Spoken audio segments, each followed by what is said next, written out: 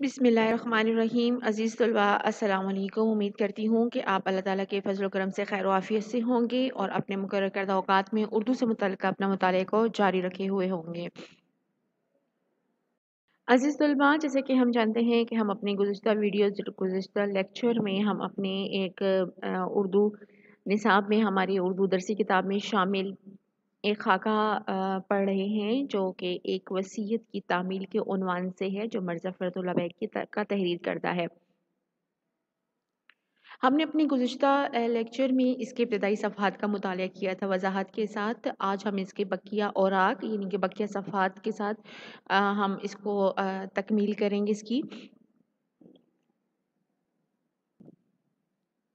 अज़ीज़ तलबा, हमने अपने इब्तदाई औराक में जो एक वसीयत की तामील यानी कि एक वसीयत पर अमल करना जो मिर्ज़ा फ़खरुल्लाह बैग ने अपनी उर्दू अदब की एक मुमताज़ शख्सियत जो जामिया उस्मानिया के प्रोफ़ेसर भी रह चुके थे और सर सैयद अहमद ख़ान मौलवी अब्दुल हक के साथ उनकी एक गहरी लगाव भी था। वहीदुद्दीन सलीम के मुतालिक उन्होंने खाका लिखा है जिसको हम अपने इब्तदाई सफ़हात में मैं उसकी वज़ाहत कर चुकी हूँ। अब जो बकिया सफ़हात हैं उसका मुताला कर लेते हैं। सफ़ा नंबर 124 पर आपकी दरसी किताब में मौजूद है। बहरहाल यूं ही हंसते बोलते 2 बजे औरंगाबाद पहुंच गए। बड़े ज़ोर का इस्तकबाल हुआ। मोटरों में लद कर औरंगाबाद से क्या देखते हैं कि यहाँ से वहाँ तक खैमे ही खैमे लगे हैं। खैमों के सामने जलसे का मंडवा है। मंडवे के सामने जो खैमा था उसमें मुझे और मौलवी साहब को जगह मिली।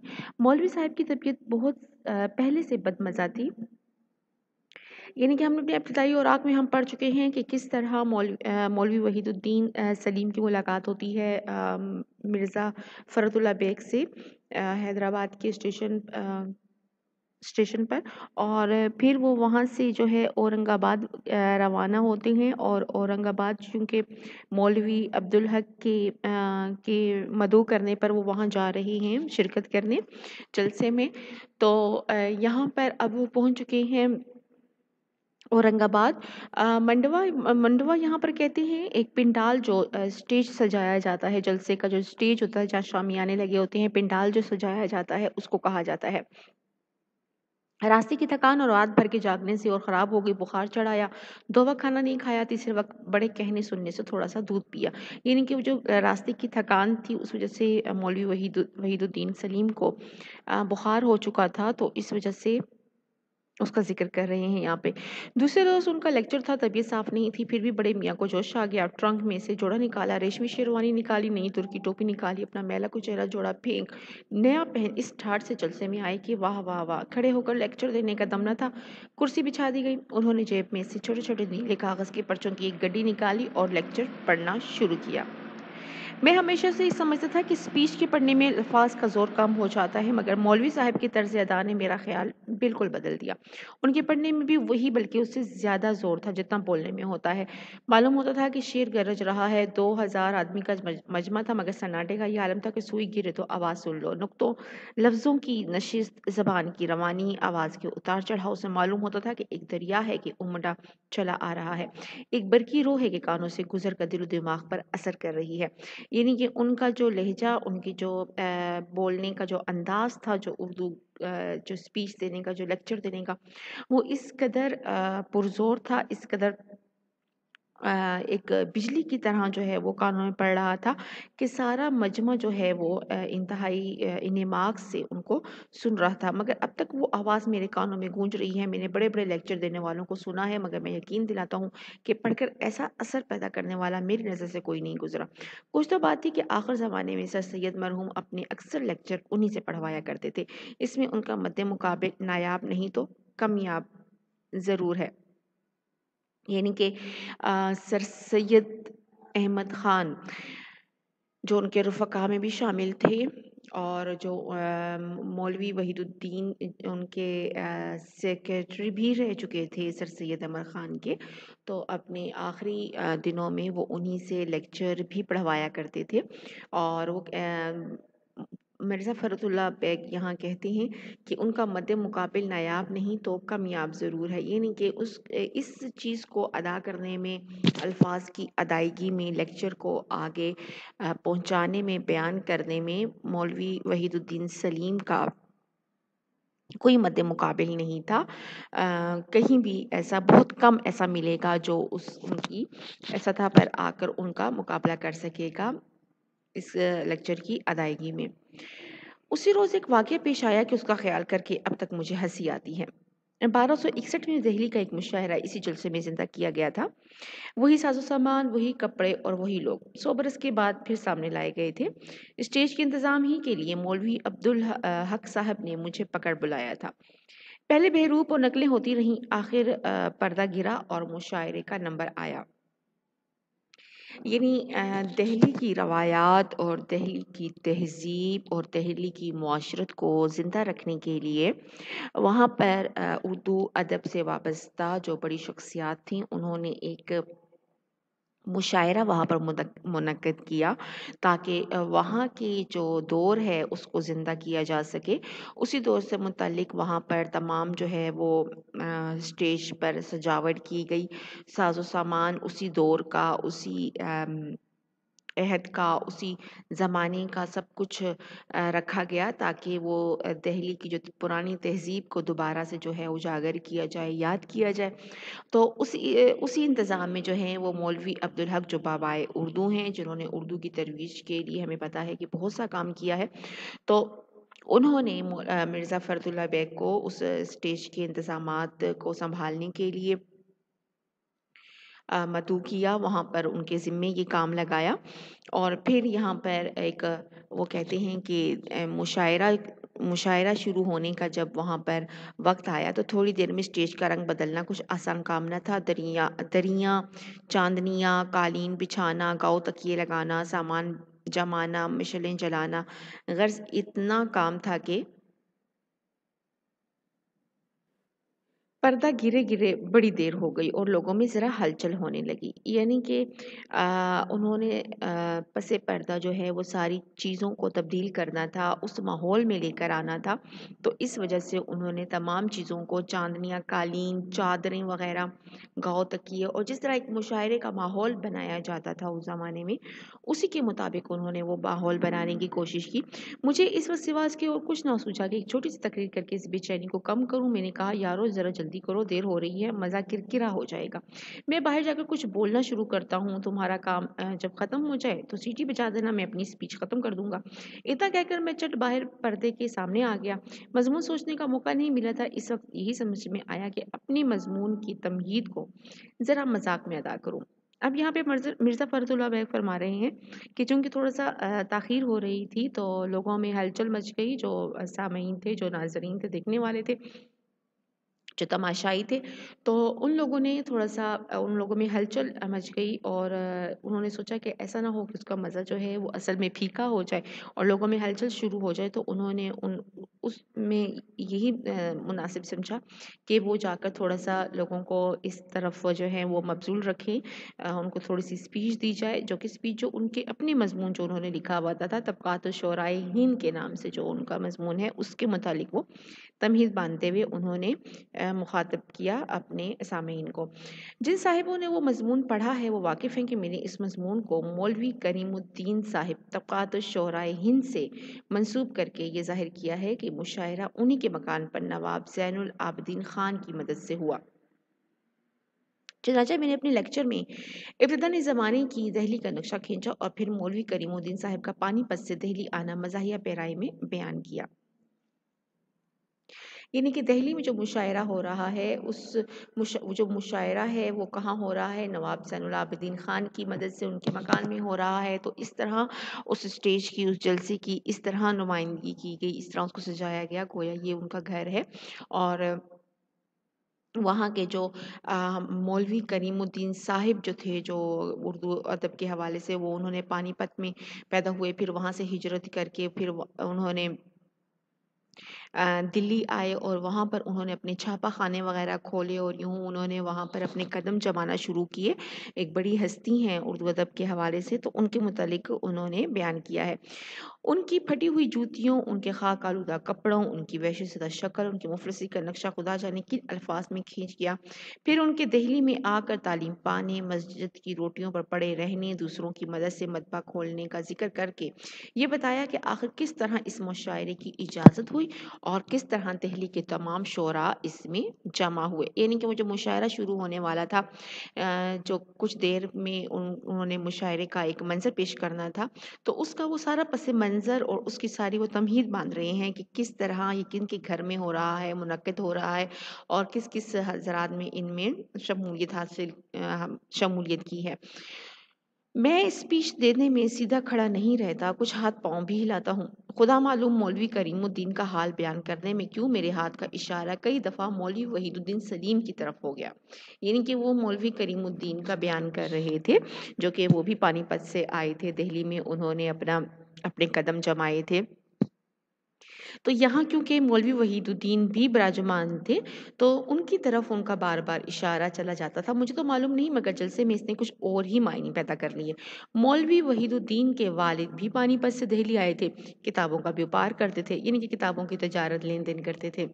لوگ سمجھے کہ مولوی کریم الدین ہی مولوی وحید الدین کے والد تھے. ناموں کے یکساں ہونے نے اس خیال کو اور تقویت دی. اب جو ہے وہ مولوی صاحب سے پوچھتا ہے، مولوی صاحب کیا مولوی کریم الدین صاحب آپ کے والد تھے؟ مولوی صاحب کے تاؤ کی کچھ نہ پوچھو، دل ہی دل میں اونٹے رہے. یعنی کہ دل میں جوش کھا رہے ہیں، غصہ کھا رہے ہیں. خدا خدا کر کے 1:30 مشاعرہ ختم ہوا. اسٹیج کے دروازے سے جو نکلتا ہوں تو کیا دیکھتا ہوں کہ مولوی صاحب دیوار سے چپکے کھڑے ہیں. مجھے دیکھتے ہی بھی پھر گئے. کہنے لگے، فرحت یہ سب تیری شرارت ہے، کریم الدین کو میرا باپ بنا دیا. میری کچھ سمجھ میں نہیں آیا کہ آخر یہ کیا رہے ہیں. بڑی مشکل سے مولوی صاحب کو ٹھنڈا کیا، وہاں سے لے جا کر خیمے میں بٹھایا، پان بنا کر دیا، سگریٹ پیش کیا. جب جا کر ذرا نرم پڑے اور واقعہ بیان کیا. میں نے کہا، مولوی صاحب بھلا مجھ سے ایسی گستاخی ہو سکتی تھی؟ اول تو اس مذاق کا یہ موقع ہی کیا تھا، دوسرے مجھے کیا معلوم کہ آپ کے والد کون تھے، کہاں کے تھے، دہلی آئے بھی تھے یا نہیں، کتابیں بیچتے تھے یا کیا کرتے تھے. کہنے لگے، تو گھڑی گھڑی ہاتھ سے میری طرف کیوں اشارہ کرتا تھا؟ میں نے کہا، مولوی صاحب اسپیچ دینے میں ہاتھ کا اشارہ خود بخود اسی طرح ہو جاتا ہے. اب اگر اگلی صف میں بیٹھ کر آپ اس اشارے کو اپنے سے متعلق کر لیں تو اس میں میرا کیا قصور ہے؟ بہرحال یہ بات لوگوں کے دلوں میں کچھ ایسی جم گئی کہ مٹائے نہ مٹی. جب تک اورنگ آباد میں رہے ہر شخص مولوی صاحب سے یہی سوال کرتا تھا، مولوی صاحب کیا مولوی کریم الدین صاحب آپ کے والد تھے؟ یہ کبھی تو ہنس کر چپ ہو جاتے، کبھی صرف جھڑک دیتے، کبھی چل کر کہتے، جی ہاں میرے والد تھے.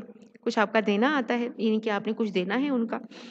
اورنگ آباد سے واپس آنے کے بعد میرا ان کے ہاں آنا جانا بہت ہو گیا تھا. جب کچھ لکھتا پہلے ان کو جا کر سناتا، بڑے خوش ہوتے، تعریفیں کرتے، دل بڑھاتے. ہائے ان کے گھر کا نقشہ اس وقت آنکھوں میں پھر گیا. گھر بہت بڑا تھا مگر خالی ڈھنڈار، ان کے بالکل ویران مکان. 60 روپے مہینہ کرایہ دیتے اور اپنی اکیلی جان سے رہتے. نہ بال نہ بچہ، نہ نوکر نہ ماما. میں گیا، بھائی کا دروازہ کھٹکھٹایا، آواز آئی، کون؟ میں نے کہا، فرحت. اسی وقت کرتا پہنے ہوئے آئے، دروازہ کھولا، اندر لے گئے. برآمدے میں ایک بان کی چرپائی پڑی ہے. یعنی کہ اب جو ہے یہاں پر وہ مولوی وحید الدین کے گھر کا نقشہ کھینچ رہے ہیں، اور ان کا جو رہن سہن ہے، ان کے جو معمولات ہیں، اس کے بارے میں اب یہاں پر نشاندہی کرتے ہیں. یہاں پر بان کی جو چرپائی ہوتی ہے وہ ایک مونج کی رسی کی بنی ہوئی جو چرپائی ہوتی ہے اس کو کہا جاتا ہے. 2-3 تختے جڑی ٹوٹی پھوٹی کرسیاں ہیں، یعنی کہ کرسیوں میں تختے وغیرہ لگا کر ان کو قابل استعمال بنایا گیا ہے. اندر ایک ذرا سی دری بچھی ہے، اس پر میلی چاندنی ہے. 2-4 چوہا چکر تکیے اور ایک سڑی ہوئی رضائی رکھی ہے. یعنی کہ یہ ان کے گھر کا نقشہ ہے. اتنا بڑا ڈھنڈار گھر ہے، ویران گھر ہے. نہ ان کے ہاں کوئی نوکر ہے، نہ ان کا خادم ہے، نہ کوئی بال بچے ہیں، نہ ان کا کوئی نہ کوئی ان کا اہل و عیال ہے. تو یہاں پر جو ان کی گزر بسر ہو رہی ہے وہ انتہائی مختصر سا سامان ہے جو ان کے استعمال میں ہے.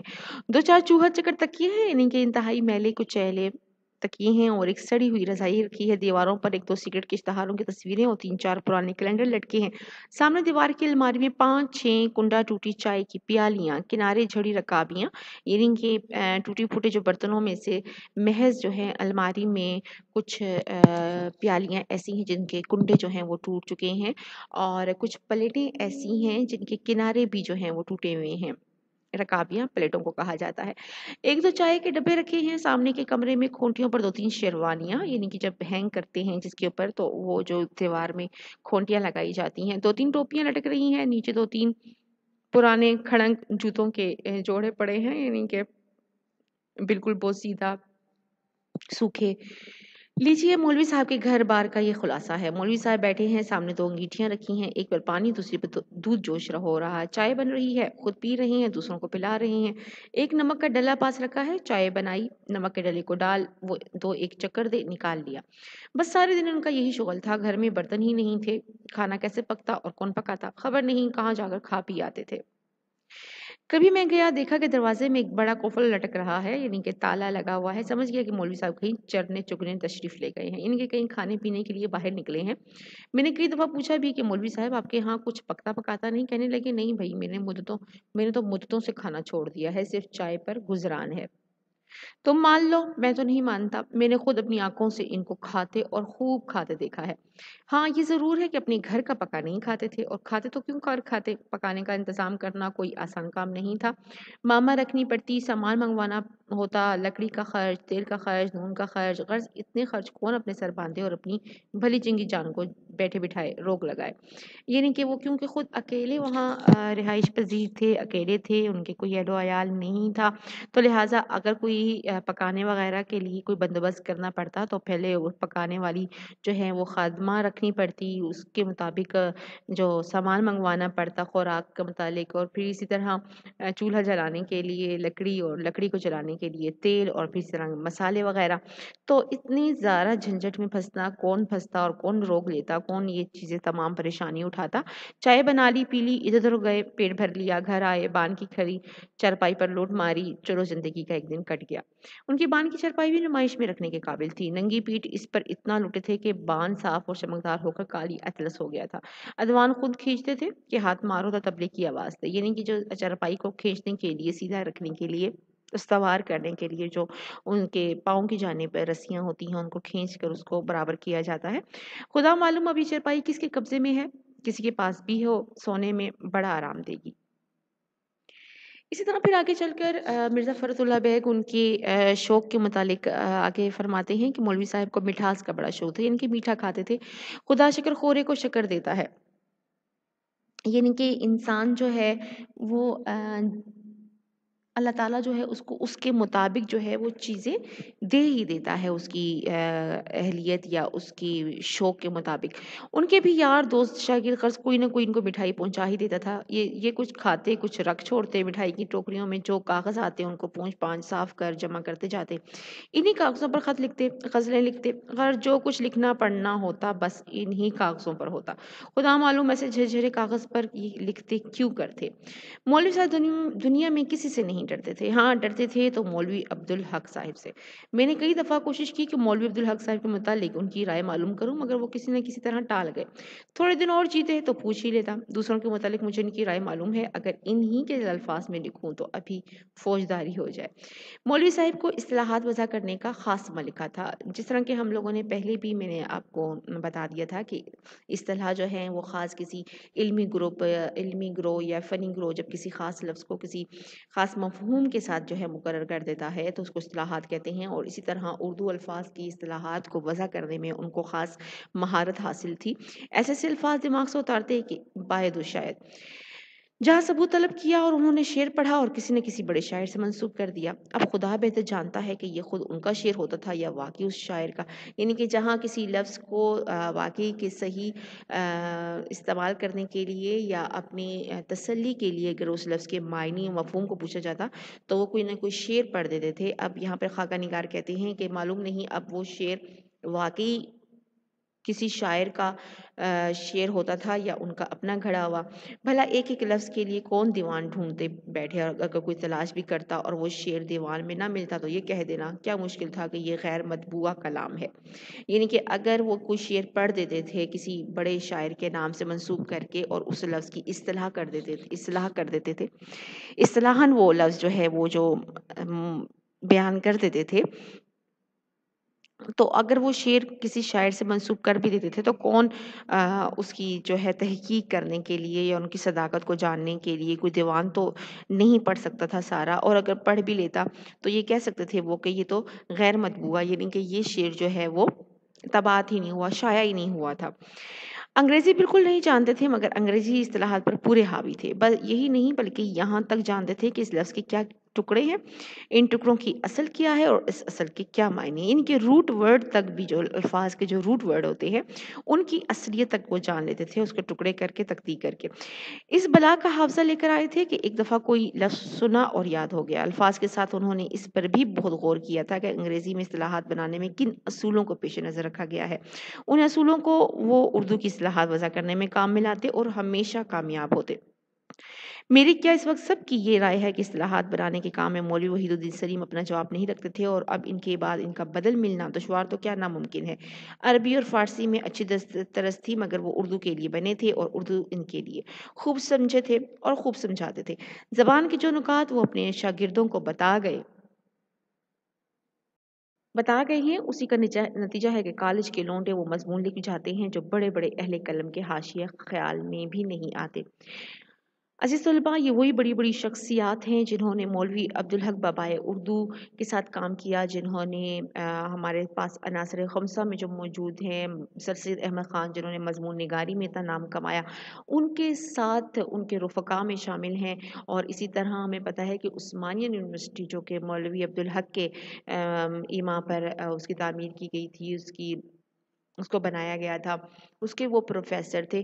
तो यूँ जो है उनके वो एक अपने आप में जो है वो उर्दू ज़बान के लिए एक बहुत बड़ा दबिस्तान थे, बहुत बड़ा सरमाया थे, जिन्होंने अपने कॉलेज के अपने जो वहाँ के पढ़ने वाले जो उनके तालिबे इल्म थे, उन तक भी अपना जो इल्म है वो इतना ज़्यादा वदियत किया कि उनका जो कोई मुकाबिल नहीं था।